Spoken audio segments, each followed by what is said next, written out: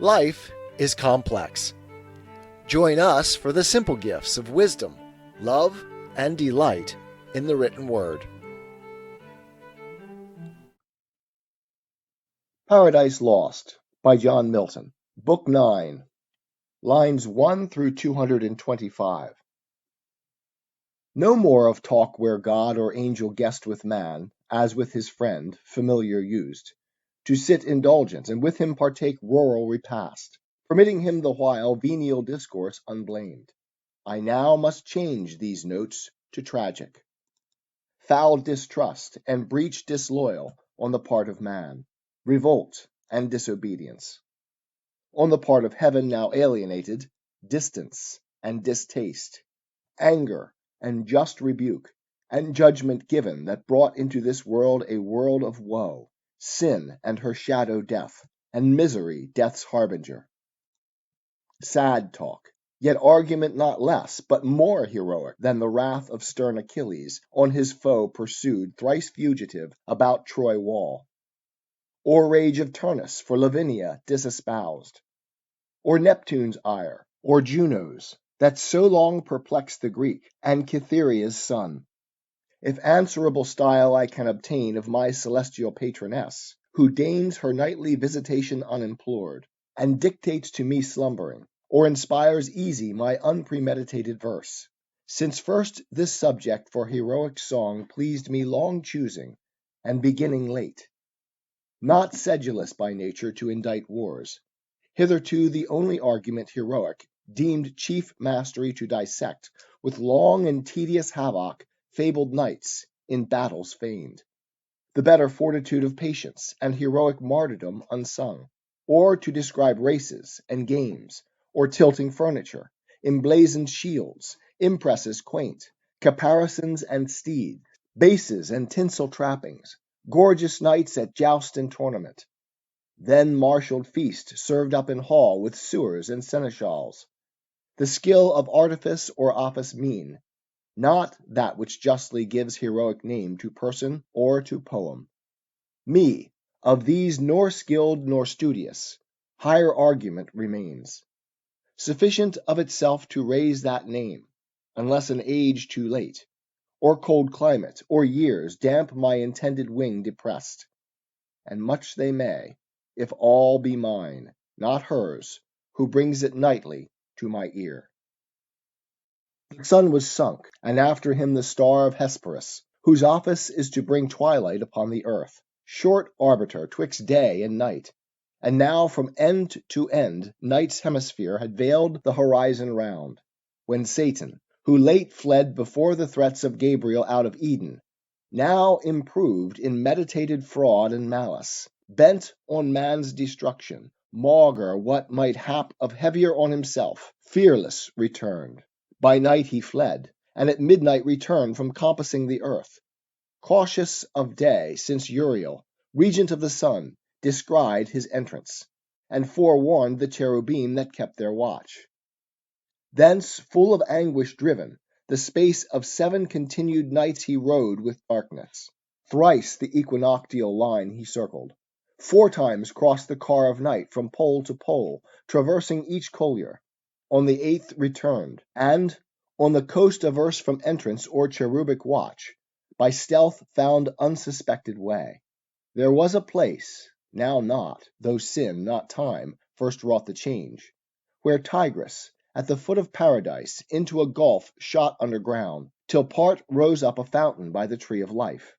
In with the river sunk, and with it rose Satan, involved in rising mist, then sought where to lie hid. Sea he had searched, and land, from Eden over Pontus and the pool Maeotis, up beyond the river Ob, downward as far Antarctic, and in length west from Orontes to the ocean barred at Darien, thence to the land where flows Ganges and Indus.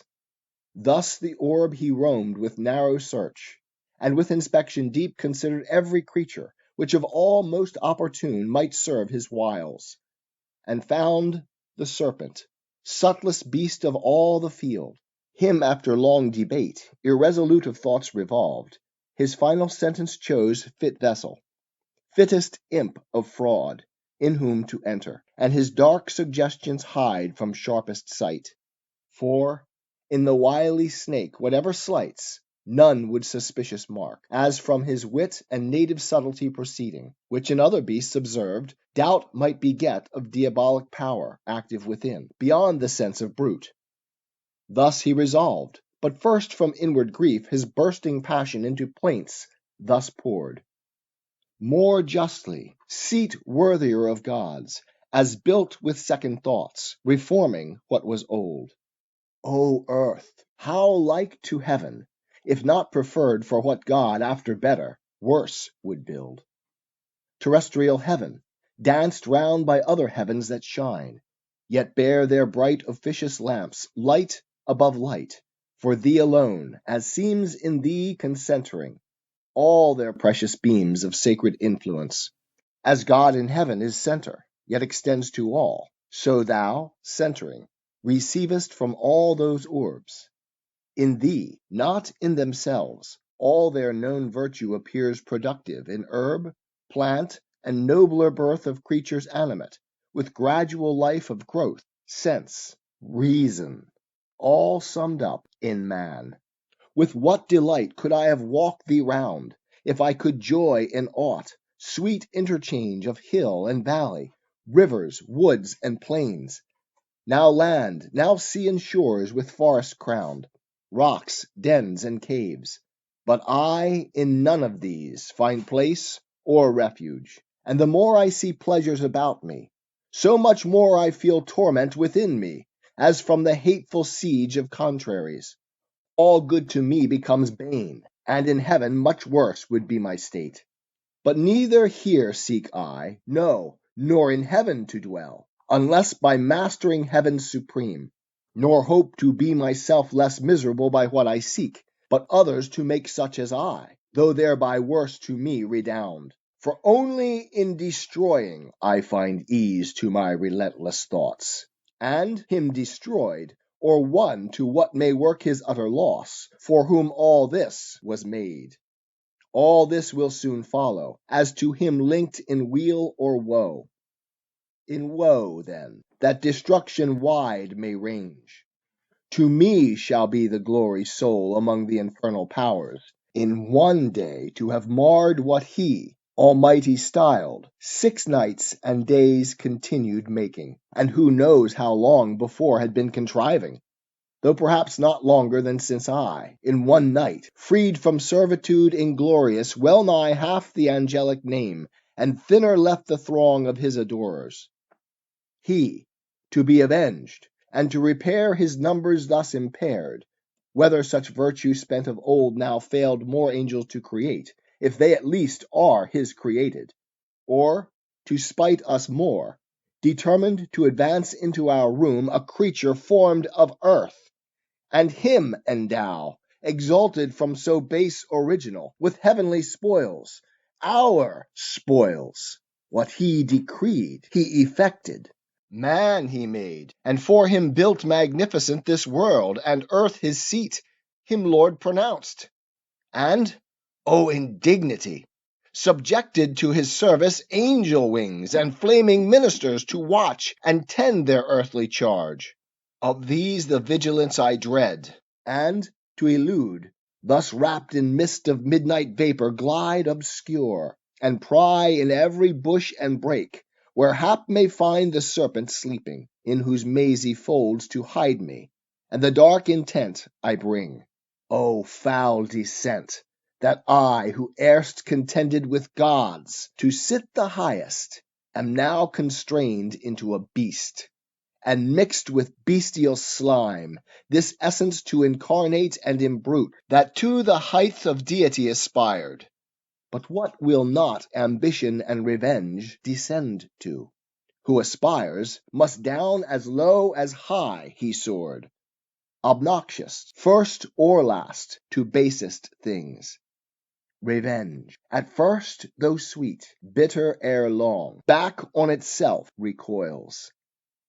Let it, I reck not, so it light well aimed, Since higher I fall short, on him who next provokes my envy, this new favourite of heaven, this man of clay, son of despite, whom, us the more to spite, his maker raised from dust. Spite then with spite is best repaid.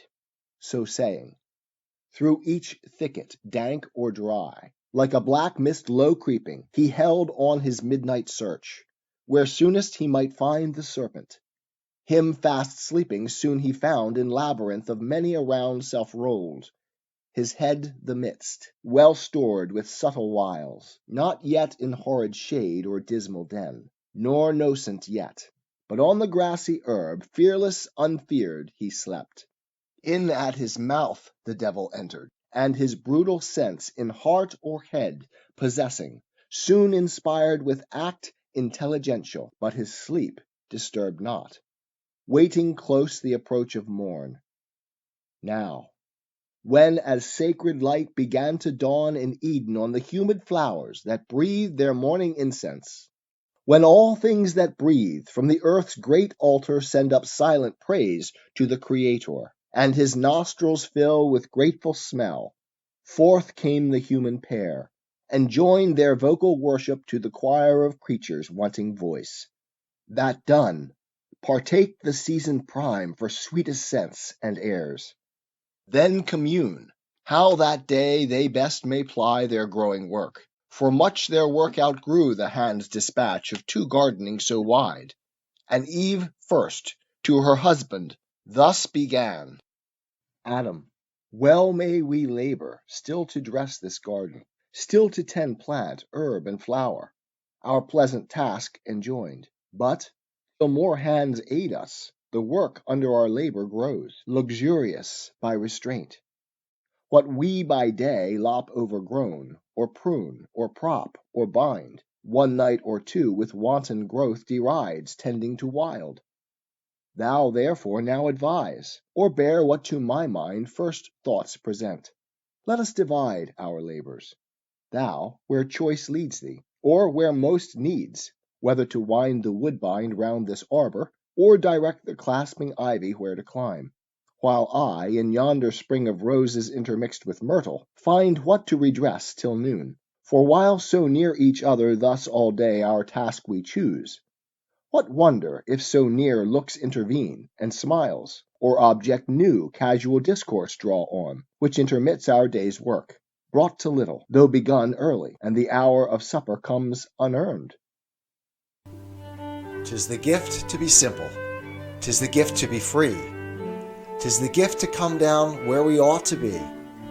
And when we find ourselves in the place just right, 'twill be in the valley of love and delight.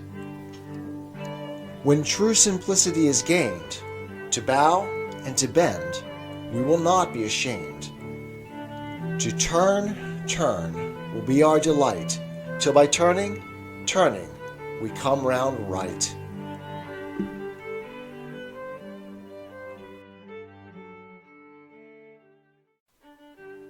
Life is complex. Join us for the simple gifts of wisdom, love, and delight in the written word. Paradise Lost by John Milton, Book 9, lines 226 through 472. Adam answers Eve's suggestion that they separate in order to more effectively complete their work. To whom mild answer Adam thus returned: Soul Eve, associate soul to me beyond compare, above all living creatures dear. Well hast thou motioned, well thy thoughts employed, how we might best fulfill the work which here God hath assigned us. Nor of me shalt pass unpraised. For nothing lovelier can be found in woman than to study household good, and good works in her husband to promote. Yet not so strictly hath our Lord imposed labour as to debar us when we need refreshment, whether food or talk between, food of the mind, or this sweet intercourse of looks and smiles. For smiles from reason flow, to brute denied, and are of love the food. Love not the lowest end of human life. For not to irksome toil, but to delight he made us, and delight to reason joined. These paths and bowers doubt not but our joint hands will keep from wilderness with ease, as wide as we need walk, till younger hands ere long assist us. But if much converse perhaps thee satiate, to short absence I could yield, for solitude sometimes is best society, and short retirement urges sweet return. But other doubt possesses me, lest harm befall thee severed from me. For thou knowest what hath been warned us, what malicious foe, envying our happiness, and of his own despairing, seeks to work us woe and shame by sly assault, and somewhere nigh at hand watches, no doubt, with greedy hope to find his wish and best advantage, us asunder, hopeless to circumvent us joined, where each to other speedy aid might lend at need. Whether his first design be to withdraw our fealty from God, or to disturb conjugal love, than which perhaps no bliss enjoyed by us excites his envy more. Or this, or worse, leave not the faithful side that gave thee being, still shades thee, and protects. The wife, where danger or dishonor lurks, safest and seemliest by her husband stays, who guards her, or with her the worst endures.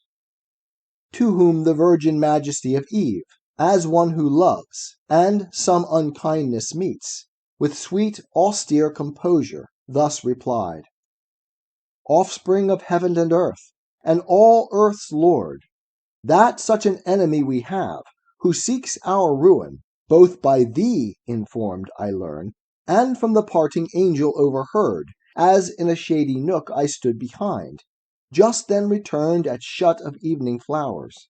But that thou shouldst my firmness therefore doubt to God or thee, because we have a foe may tempt it, I expected not to hear. His violence thou fearest not, being such as we, not capable of death or pain, can either not receive or can repel.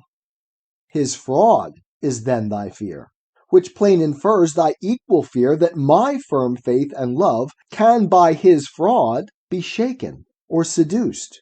Thoughts which, how found they harbor in thy breast, Adam, misthought of her to thee so dear? To whom with healing words Adam replied: Daughter of God and man, immortal Eve, for such thou art, from sin and blame entire. Not diffident of thee do I dissuade thy absence from my sight, but to avoid the attempt itself, intended by our foe. For he who tempts, though in vain, at least asperses the tempted with dishonor foul, supposed not incorruptible of faith, not proof against temptation. Thou thyself with scorn and anger wouldst resent the offered wrong, though ineffectual found. Misdeem not, then, if such affront I labor to avert from thee alone, which on us both at once the enemy, though bold, will hardly dare, or daring, first on me the assault shall light. Nor thou his malice and false guile contemn. Subtle he needs must be, who could seduce angels, nor think superfluous others' aid.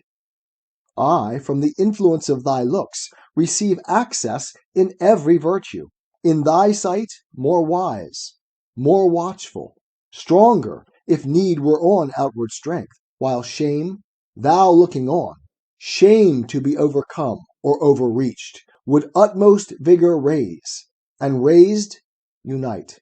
Why shouldst not thou like sense within thee feel when I am present, and thy trial choose with me, best witness of thy virtue tried?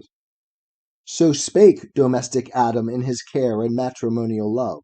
But Eve, who thought less attributed to her faith sincere, thus her reply with accent sweet renewed: If this be our condition, thus to dwell in narrow circuit straitened by a foe, subtle or violent, we not endued single with like defense wherever met, how are we happy, still in fear of harm? But harm precedes not sin. Only our foe, tempting, affronts us with his foul esteem of our integrity. His foul esteem sticks no dishonor on our front, but turns foul on himself. Then wherefore shunned or feared by us, who rather double honor gain from his surmise proved false? Find peace within, favor from heaven, our witness from the event. And what is faith, love, virtue, unassayed alone, without exterior help sustained? Let us not then suspect our happy state left so imperfect by the Maker wise, as not secure to single or combined. Frail is our happiness if this be so, and Eden were no Eden thus exposed. To whom thus Adam fervently replied, O woman, best are all things as the will of God ordained them. His creating hand nothing imperfect or deficient left of all that he created, much less man, or aught that might his happy state secure from outward force. Within himself the danger lies, yet lies within his power. Against his will he can receive no harm. But God left free the will, for what obeys reason is free. And reason he made right, but bid her well beware, and still erect, lest by some fair appearing good surprised she dictate false, and misinform the will to do what God expressly hath forbid. Not, then, mistrust, but tender love enjoins that I should mind thee oft, and mind thou me. Firm we subsist, yet possible to swerve, since reason not impossibly may meet some specious object by the foe suborned, and fall into deception unaware, not keeping strictest watch, as she was warned. Seek not temptation, then, which to avoid were better, and most likely, if from me, thou sever not. Trial will come unsought. Wouldst thou approve thy constancy? Approve first thy obedience. The other who can know, not seeing thee attempted, who attest? But if thou think, trial unsought may find us both securer than thus warned thou seemest, go. For thy stay, not free, absence thee more. Go in thy native innocence. Rely on what thou hast of virtue. Summon all, for God towards thee hath done his part. Do thine. So spake the patriarch of mankind. But Eve persisted, yet submiss though last, replied, With thy permission, then, and thus forewarned chiefly by what thy own last reasoning words touched only, that our trial, when least sought, may find us both perhaps far less prepared, the willinger I go. Nor much expect a foe so proud will first the weaker seek. So bent, the more shall shame him his repulse. Thus saying, from her husband's hand her hand soft she withdrew, and like a wood nymph light, Oread or Dryad, or of Delia's train, betook her to the groves.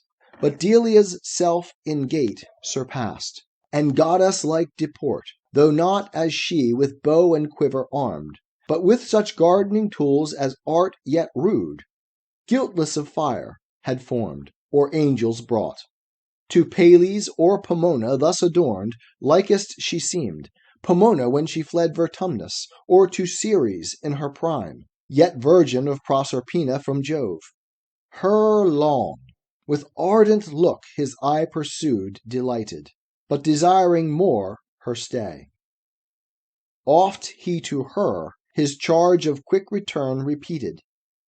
She to him as oft engaged to be returned by noon amid the bower, and all things in best order to invite noontide repast, or afternoon's repose. O much deceived, much failing, hapless Eve, of thy presumed return event perverse. Thou never from that hour in paradise foundst either sweet repast or sound repose. Such ambush hid among sweet flowers and shades, waited with hellish rancor imminent to intercept thy way, or send thee back despoiled of innocence, of faith, of bliss. For now, and since first break of dawn, the fiend, mere serpent in appearance, forth was come, and on his quest, where likeliest he might find the only two of mankind, but in them the whole included race, his purposed prey. In bower and field he sought, where any tuft of grove or garden plot more pleasant lay, their tendance, or plantation for delight. By fountain or by shady rivulet he sought them both, but wished his hap might find Eve separate. He wished, but not with hope of what so seldom chanced, when to his wish, beyond his hope, Eve separate he spies, veiled in a cloud of fragrance where she stood, half spied, so thick the roses blushing round about her glowed, oft stooping to support each flower of slender stalk, whose head, though gay carnation, purple, azure, or speckled with gold, hung drooping, unsustained. Them she upstays gently with myrtle band, mindless the while herself, though fairest unsupported flower, from her best prop so far, and storm so nigh. Nearer he drew, and many a walk traversed of stateliest covert, cedar, pine, or palm, then voluble and bold, now hid, now seen, among thick-woven arborets and flowers embroidered on each bank, the hand of Eve, spot more delicious than those gardens feigned, or of revived Adonis, or renowned Alcinous, host of old Laertes' son, or that, not mystic, where the sapient king held dalliance with his fair Egyptian spouse. Much he the place admired, the person more. As one who long in populous city pent, where houses thick and sewers annoy the air, forth issuing on a summer's morn to breathe among the pleasant villages and farms adjoined, from each thing met, conceives delight, the smell of grain, or tedded grass, or kine, or dairy, each rural sight, each rural sound. If chance, with nymph-like step fair virgin pass, what pleasing seemed, for her now pleases more. She most, and in her look sums all delight. Such pleasure took the serpent to behold this flowery plat, the sweet recess of Eve thus early, thus alone, her heavenly form angelic, but more soft and feminine, her graceful innocence, her every air of gesture or least action overawed his malice, and with rapine sweet bereaved his fierceness of the fierce intent it brought. That space the evil one abstracted stood from his own evil, and for the time remained stupidly good, of enmity disarmed, of guile, of hate, of envy, of revenge. But the hot hell that always in him burns, though in mid-heaven, soon ended his delight, and tortures him now more, the more he sees of pleasure not for him ordained. Then soon fierce hate he recollects, and all his thoughts of mischief, gratulating, thus excites. 'Tis the gift to be simple. 'Tis the gift to be free. 'Tis the gift to come down where we ought to be. And when we find ourselves in the place just right, 'twill be in the valley of love and delight. When true simplicity is gained, to bow and to bend, we will not be ashamed. To turn will be our delight, till by turning, we come round right.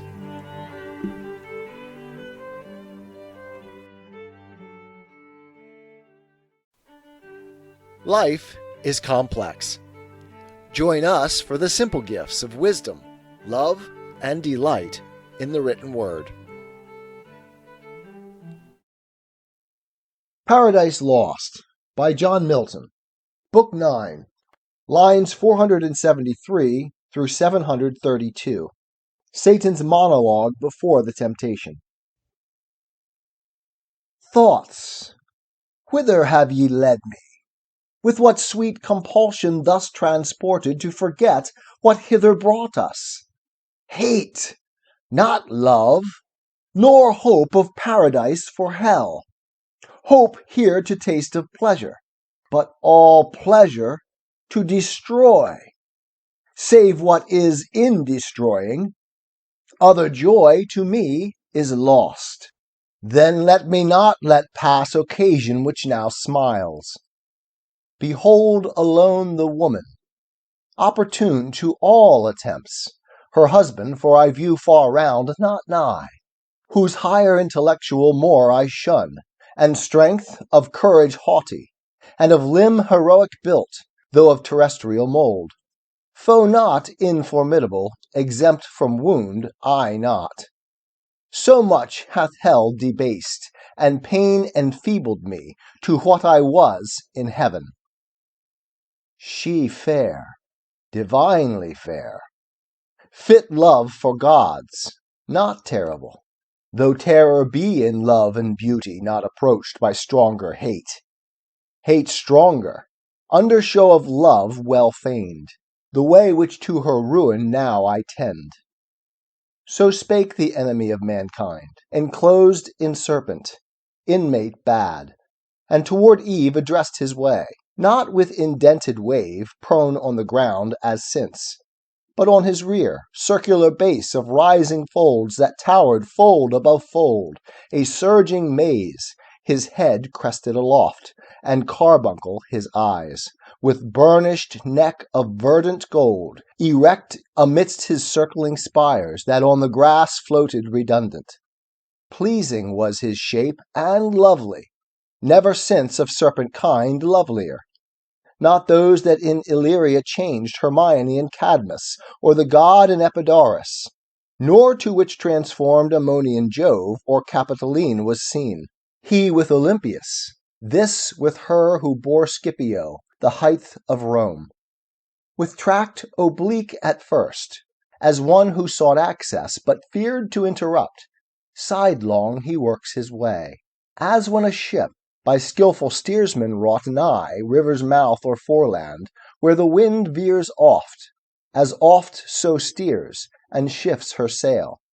So varied he, and of his tortuous train curled many a wanton wreath in sight of Eve, to lure her eye. She, busied, heard the sound of rustling leaves, but minded not, as used to such disport before her through the field, from every beast. More duteous at her call than at Circean call the herd disguised. He, bolder now, uncalled before her stood, but as in gaze admiring. Oft he bowed his turret crest, and sleek enamelled neck fawning, and licked the ground whereon she trod. His gentle, dumb expression turned at length the eye of Eve to mark his play. He, glad of her attention gained, with serpent tongue organic, or impulse of vocal air, his fraudulent temptation thus began. Wonder not, sovereign mistress, if perhaps thou canst, who art sole wonder. Much less arm thy looks the heaven of mildness with disdain, displeased that I approach thee thus, and gaze insatiate. I thus single, nor have feared thy awful brow, more awful thus retired. Fairest resemblance of thy Maker fair, thee all things living gaze on, all things thine by gift, and thy celestial beauty adore with ravishment beheld, their best beheld where universally admired. But here, in this enclosure wild, these beasts among beholders rude, and shallow to discern half what in thee is fair. One man except who sees thee? And what is one? Who should be seen a goddess among gods, adored and served by angels numberless, thy daily train. So glozed the tempter, and his proem tuned. Into the heart of Eve his words made way, though at the voice much marvelling. At length, not unamazed, she thus in answer spake: What may this mean? Language of man pronounced by tongue of brute, and human sense expressed? The first, at least, of these I thought denied to beasts, whom God on their creation day created mute to all articulate sound. The latter I demur, for in their looks much reason, and in their actions oft appears. Thee, serpent, subtlest beast of all the field I knew, but not with human voice endued. Redouble then this miracle, and say, how camest thou speakable of mute? And how to me so friendly grown above the rest of brutal kind, that daily are in sight? Say, for such wonder claims attention due. To whom the guileful tempter thus replied: Empress of this fair world, resplendent Eve, easy to me it is to tell thee all what thou commandest, and right thou shouldest be obeyed. I was at first as other beasts that graze the trodden herb, of abject thoughts and low, as was my food, nor aught but food discerned, or sex, and apprehended nothing high, till, on a day roving the field, I chanced a goodly tree far distant to behold, loaden with fruit of fairest colours mixed, ruddy and gold.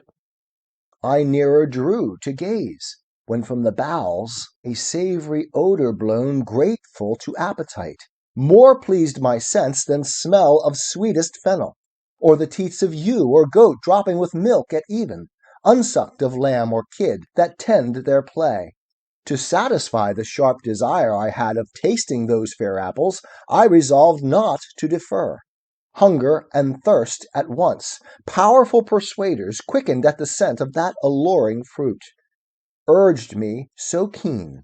About the mossy trunk I wound me soon, for high from ground the branches would require thy utmost reach, or Adam's.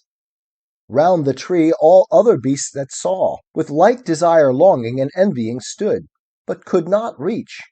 Amid the tree now got, where plenty hung tempting so nigh, to pluck and eat my fill I spared not, for such pleasure till that hour, at feed or fountain, never had I found.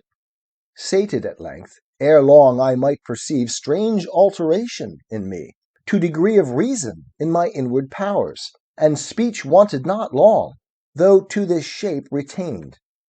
Thenceforth to speculations high or deep I turned my thoughts, and with capacious mind considered all things visible in heaven, or earth, or middle, all things fair and good. But all that fair and good in thy divine semblance, and in thy beauty's heavenly ray united I beheld. No fair to thine equivalent or second, which compelled me thus, though importune perhaps, to come and gaze, and worship thee of right declared, sovereign of creatures, universal dame. So talked the spirited sly snake, and Eve, yet more amazed, unwary thus replied: Serpent, thy overpraising leaves in doubt the virtue of that fruit in thee first proved. But say, where grows the tree? From hence how far? For many are the trees of God that grow in paradise, and various, yet unknown to us. In such abundance lies our choice, as leaves a greater store of fruit untouched, still hanging incorruptible, till men grow up to their provision, and more hands help to disburden nature of her birth. To whom the wily adder, blithe and glad: Empress, the way is ready, and not long. Beyond a row of myrtles on a flat, fast by a fountain, one small thicket past, of blowing myrrh and balm. If thou accept my conduct, I can bring thee thither soon. Lead then, said Eve. He, leading, swiftly rolled in tangles and made intricate seem straight, to mischief swift. Hope elevates, and joy brightens his crest, as when a wandering fire, compact of unctuous vapor, which the night condenses and the cold environs round, kindled through agitation to a flame, which oft, they say, some evil spirit attends, hovering and blazing with delusive light, misleads the amazed night wanderer from his way to bogs and mires, and oft through pond or pool, there swallowed up and lost from succor far. So glistered the dire snake, and into fraud led Eve, our credulous mother, to the tree of prohibition, root of all our woe, which when she saw, thus to her guide she spake, Serpent, we might have spared our coming hither. Fruitless to me, though fruit be here to excess, the credit of whose virtue rest with thee. Wondrous indeed, if cause of such effects. But of this tree we may not taste, nor touch. God so commanded, and left that command sole daughter of his voice. The rest we live law to ourselves. Our reason is our law. To whom the tempter guilefully replied, Indeed, hath God then said that of the fruit of all these garden trees ye shall not eat? Yet lords declared of all in earth or air? To whom thus Eve, yet sinless, Of the fruit of each tree in the garden we may eat, but of the fruit of this fair tree amidst the garden God hath said, Ye shall not eat thereof, nor shall ye touch it, lest ye die. She scarce had said, though brief, when now more bold the tempter, but with show of zeal and love to man and indignation at his wrong, new part puts on, and, as to passion moved, fluctuates disturbed, yet comely, and in act raised, as of some great matter to begin, as when of old some orator renowned in Athens or free Rome, where eloquence flourished, since mute, to some great cause addressed, stood in himself collected, while each part, motion, each act, one audience ere the tongue, sometimes in height began, as no delay of preface brooking, through his zeal of right. So standing, moving, or to heights upgrown, the tempter, all impassioned, thus began. O sacred, wise, and wisdom-giving plant, mother of science, now I feel thy power within me clear, not only to discern things in their causes, but to trace the ways of highest agents, deemed however wise. Queen of this universe, do not believe those rigid threats of death. Ye shall not die. How should you? By the fruit? It gives you life to knowledge. By the threatener? Look on me who have touched and tasted, yet both live, and life more perfect have attained than fate meant me, by venturing higher than my lot. Shall that be shut to man, which to the beast is open? Or will God incense his ire for such a petty trespass, and not praise rather your dauntless virtue, whom the pain of death denounced, whatever thing death be, deterred not from achieving what might lead to happier life, knowledge of good and evil. Of good, how just? Of evil, if what is evil be real, why not known, since easier shunned? God therefore cannot hurt ye, and be just. Not just, not God. Not feared then, nor obeyed. Your fear itself of death removes the fear. Why then was this forbid? Why? But to awe. Why? but to keep ye low and ignorant, his worshippers. He knows that in the day ye eat thereof, your eyes that seem so clear, yet are but dim, shall perfectly be then opened and cleared, and ye shall be as gods, knowing both good and evil, as they know. That ye shall be as gods, since I, as man, internal man, is but proportion meet. I of brute, human, ye of human, gods. So ye shall die, perhaps, by putting off human, to put on gods. Death to be wished, though threatened, which no worse than this can bring. And what are gods that man may not become as they, participating godlike food? The gods are first, and that advantage use on our belief that all from them proceeds. I question it. For this fair earth I see, warmed by the sun, producing of every kind. Them, nothing. If they all things who enclosed knowledge of good and evil in this tree, that whoso eats thereof forthwith attains wisdom without their leave. And wherein lies the offense, that man should thus attain to know? What can your knowledge hurt him, or this tree impart against his will, if all be his? Or is it envy? And can envy dwell in heavenly breasts? These and many more causes import your need of this fair fruit, goddess humane. Reach, then, and freely taste. 'Tis the gift to be simple. 'Tis the gift to be free. 'Tis the gift to come down where we ought to be. And when we find ourselves in the place just right, 'twill be in the valley of love and delight. When true simplicity is gained, to bow and to bend, we will not be ashamed. To turn will be our delight, till by turning, we come round right.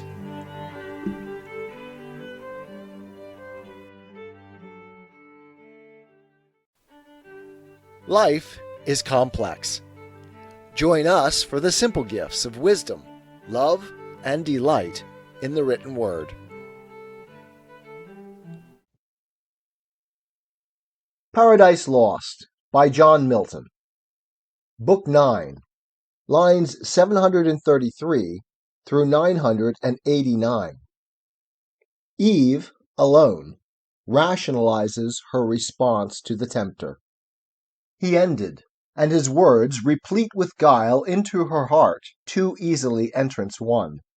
Fixed on the fruit she gazed, which to behold might tempt alone, and in her ears the sound yet rung of his persuasive words, impregned with reason, to her seeming, and with truth. Meanwhile the hour of noon drew on, and waked an eager appetite, raised by the smell so savory of that fruit, which with desire, inclinable now grown to touch or taste, solicited her longing eye. Yet first pausing awhile, thus to herself she mused. Great are thy virtues, doubtless, best of fruits, though kept from man, and worthy to be admired, whose taste, too long forborne, at first assay gave elocution to the mute, and taught the tongue not made for speech to speak thy praise. Thy praise he also, who forbids thy use, conceals not from us, naming thee the tree of knowledge, knowledge both of good and evil, forbids us then to taste. But his forbidding commends thee more, while it infers the good by thee communicated, and our want. For good unknown sure is not had, or had, and yet unknown, is as not had at all. In plain, then, what forbids he but to know? Forbids us good? Forbids us to be wise? Such prohibitions bind not. But if death bind us with after bands, what profits then our inward freedom? In the day we eat of this fair fruit, our doom is, we shall die. How dies the serpent? He hath eaten and lives, and knows, and speaks, and reasons, and discerns, irrational till then. For us alone was death invented, or to us denied this intellectual food, for beasts reserved? For beasts it seems, yet that one beast which first hath tasted envies not, but brings with joy the good befallen him, author unsuspect, friendly to man, far from deceit or guile. What fear I, then? Rather, what know to fear under this ignorance of good and evil, of God or death, of law or penalty? Here grows the cure of all. This fruit divine, fair to the eye, inviting to the taste, of virtue to make wise. What hinders then to reach, and feed at once both body and mind? So saying, her rash hand in evil hour forth reaching to the fruit, she plucked, she ate. Earth felt the wound, and nature from her seat, sighing through all her works, gave signs of woe that all was lost. Back to the thicket slunk the guilty serpent, and well might, for Eve, intent now wholly on her taste, naught else regarded. Such delight till then as seemed in fruit she never tasted, whether true or fancied so, through expectation high of knowledge. Naught was Godhead from her thought. Greedily she engorged without restraint, and knew not eating death. Satiate at length, and heightened as with wine, jocund and boon, thus to herself she pleasingly began. O sovereign, virtuous, precious of all trees in paradise, of operation blessed to sapience, hitherto obscured, infamed, and thy fair fruit let hang, as to no end created.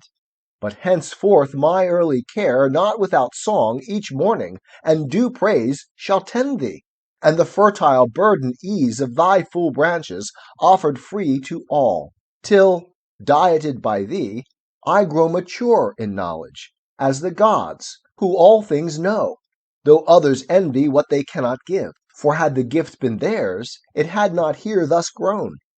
Experience next to thee I owe, best guide.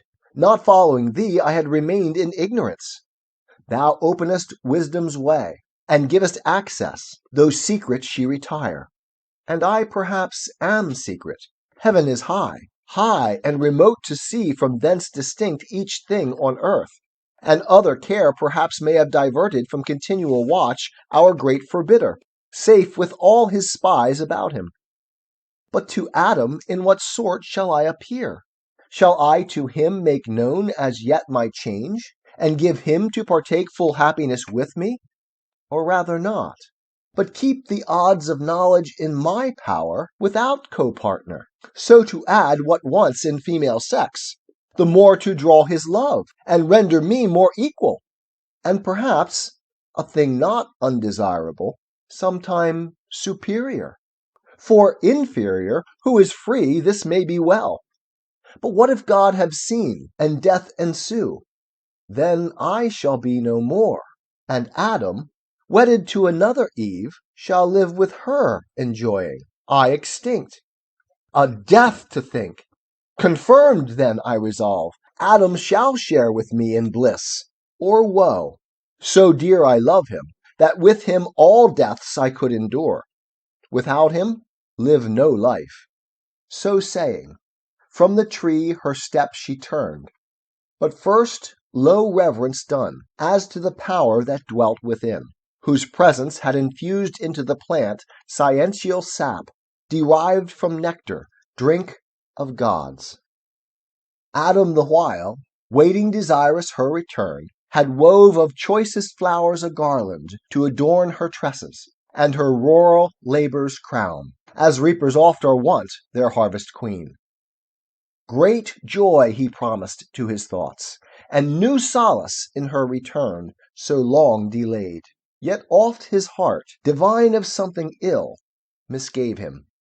He the faltering measure felt, and forth to meet her went, the way she took that morn when first they parted. By the tree of knowledge he must pass. There he her met, scarce from the tree returning, in her hand a bough of fairest fruit, that downy smiled, new gathered, and ambrosial smell diffused. To him she hasted. In her face excuse came prologue, and apology too prompt, which with bland words at will she thus addressed: "Hast thou not wondered, Adam, at my stay? Thee I have missed, and thought it long deprived thy presence. Agony of love till now not felt, nor shall be twice. For never more mean I to try what rash untried I sought, the pain of absence from thy sight. But strange hath been the cause, and wonderful to hear. This tree is not, as we are told, a tree of danger tasted, nor to evil unknown opening the way, but of divine effect to open eyes, and make them gods who taste, and hath been tasted such. The serpent wise, or not restrained as we, or not obeying, hath eaten of the fruit, and is become not dead as we are threatened, but thenceforth endued with human voice and human sense, reasoning to admiration, and with me persuasively hath so prevailed, that I have also tasted, and have also found the effects to correspond. Opener mine eyes, dim erst, dilated spirits, ampler heart, and growing up to Godhead, which for thee chiefly I sought, without thee can despise. For bliss, as thou hast part, to me is bliss, tedious, unshared with thee, and odious soon. Thou therefore also taste, that equal lot may join us, equal joy, as equal love, lest thou not tasting, different degree disjoin us, and I then too late renounce deity for thee, when fate will not permit. Thus Eve with countenance blithe her story told, but in her cheek distemper flushing glowed. On the other side Adam, soon as he heard the fatal trespass done by Eve, amazed, astonied stood and blank, while horror chill ran through his veins, and all his joints relaxed. From his slack hand the garland wreathed for Eve down dropped, and all the faded roses shed. Speechless he stood, and pale, till thus at length first to himself he inward silence broke. O fairest of creation, last and best of all God's works, creature in whom excelled whatever can to sight or thought be formed, holy, divine, good, amiable, or sweet, how art thou lost! How on a sudden lost, defaced, deflowered, and now to death devote! Rather, how hast thou yielded to transgress the strict forbiddance? How to violate the sacred fruit forbidden?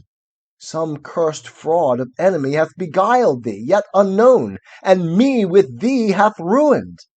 For with thee certain my resolution is to die.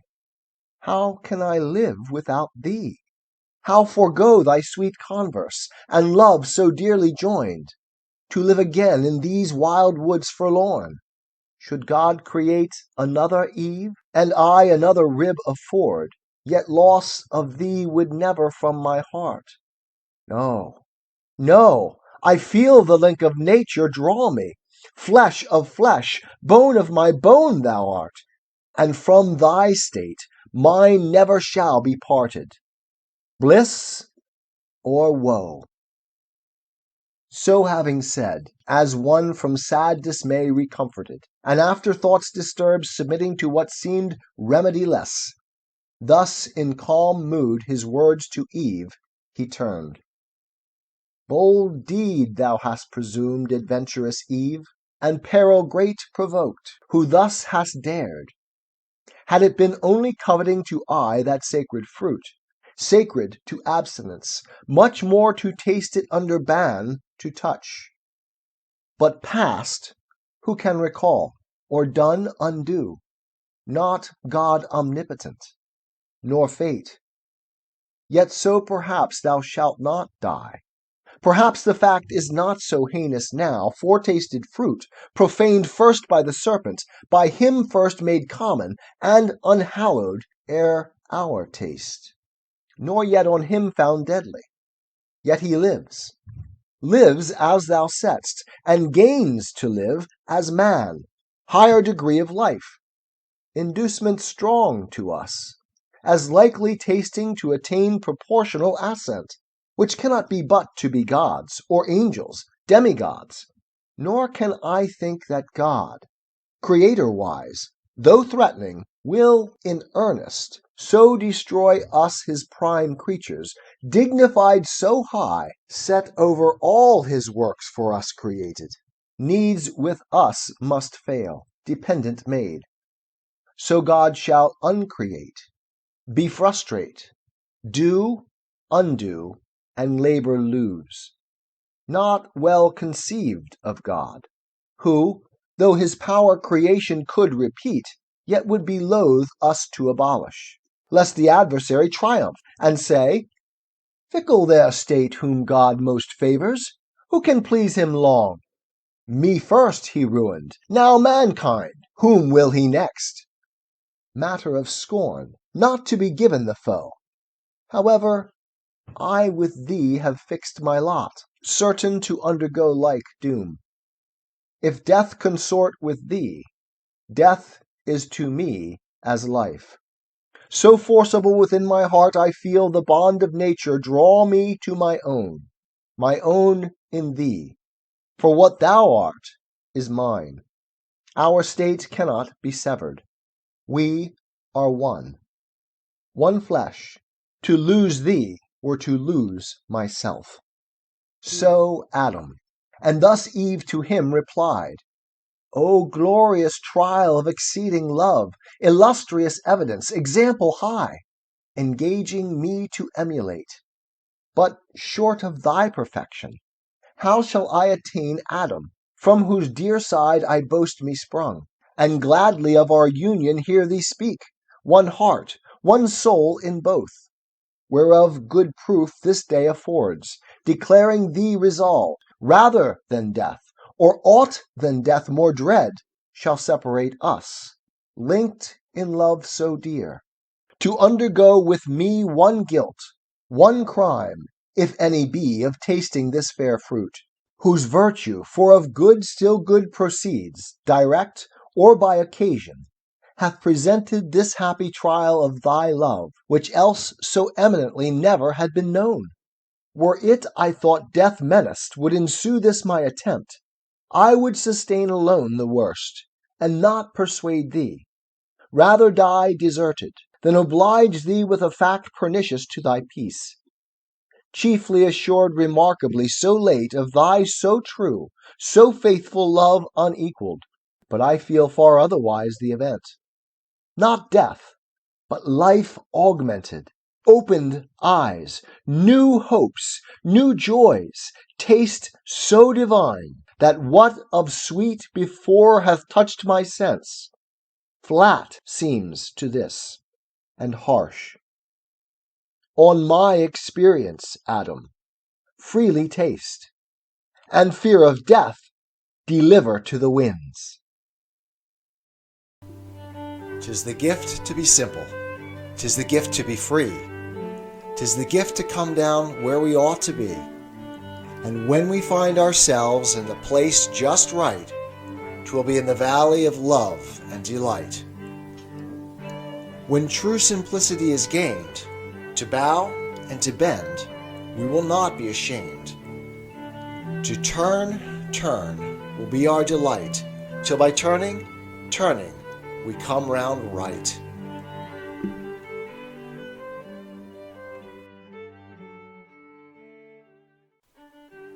Life is complex.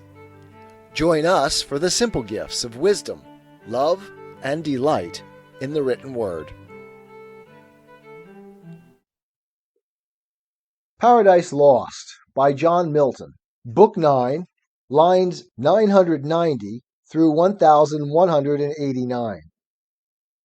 Adam completes the fall. So saying, she embraced him, and for joy tenderly wept, much won that he his love had so ennobled, as of choice to incur divine displeasure for her sake, or death. In recompense for such compliance bad, such recompense best merits from the bough she gave him of that fair enticing fruit with liberal hand. He scrupled not to eat, against his better knowledge, not deceived, but fondly overcome with female charm. Earth trembled from her entrails, as again in pangs, and nature gave a second groan.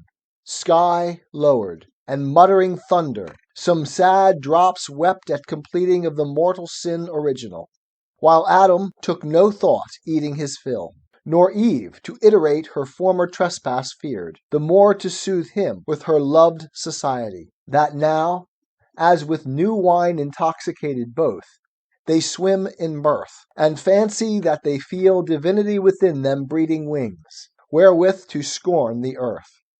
But that false fruit far other operation first displayed, carnal desire inflaming. He on Eve began to cast lascivious eyes, she him as wantonly repaid. In lust they burn, till Adam thus 'gan Eve to dalliance move. Eve, now I see thou art exact of taste, and elegant, of sapience no small part, since to each meaning savour we apply, and palate call judicious. I the praise yield thee. So well this day thou hast purveyed, much pleasure we have lost, while we abstain from this delightful fruit, not known till now true relish, tasting. If such pleasure be in things to us forbidden, it might be wished for this one tree had been forbidden 10. But come, so well refreshed, now let us play, as meet is, after such delicious fare. For never did thy beauty, since the day I saw thee first and wedded thee, adorned with all perfections, so inflame my sense with ardor to enjoy thee, fairer now than ever, bounty of this virtuous tree.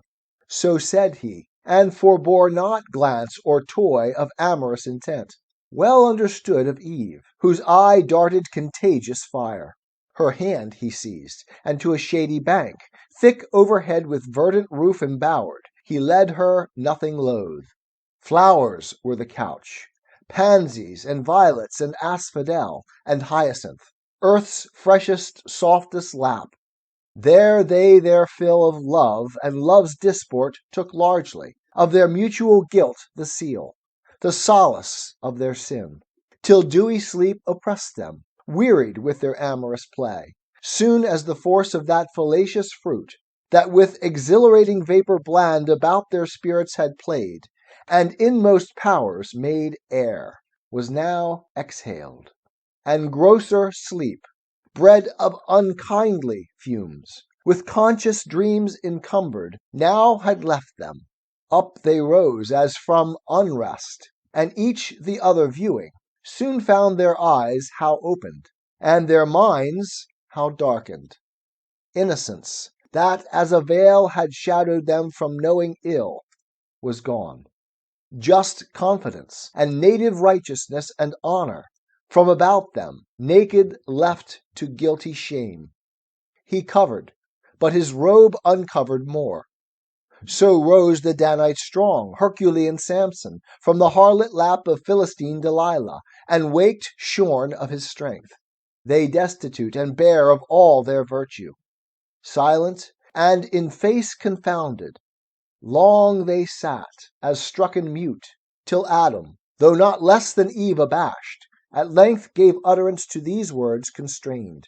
O Eve, in evil hour thou didst give ear to that false worm, of whomsoever taught to counterfeit man's voice.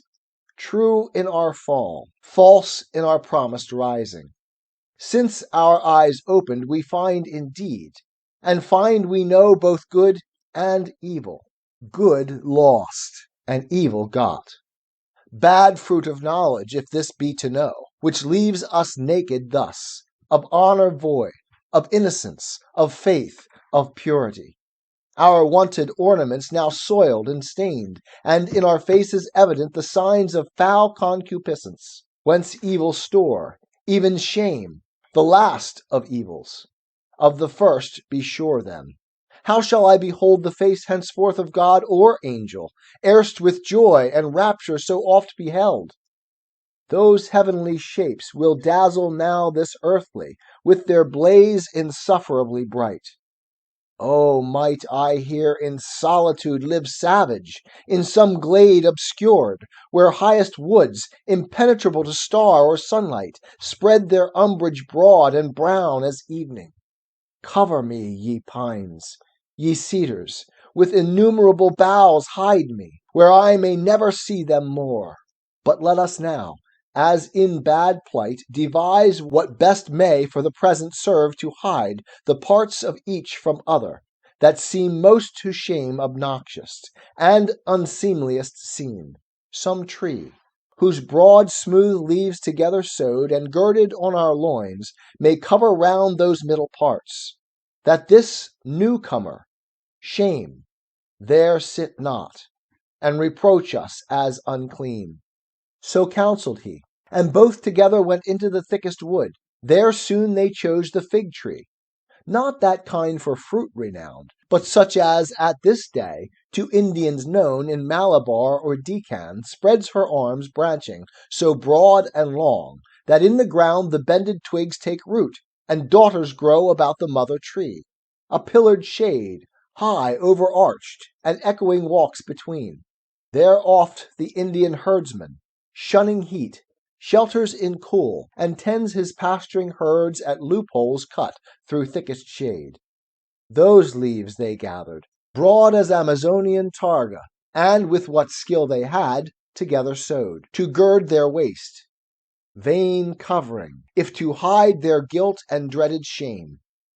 Oh, how unlike to that first naked glory! Such of late Columbus found the American, so girt with feathered cincture, naked else, and wild among the trees on isles and woody shores. Thus fenced, and, as they thought, their shame in part covered, but not at rest or ease of mind, they sat them down to weep.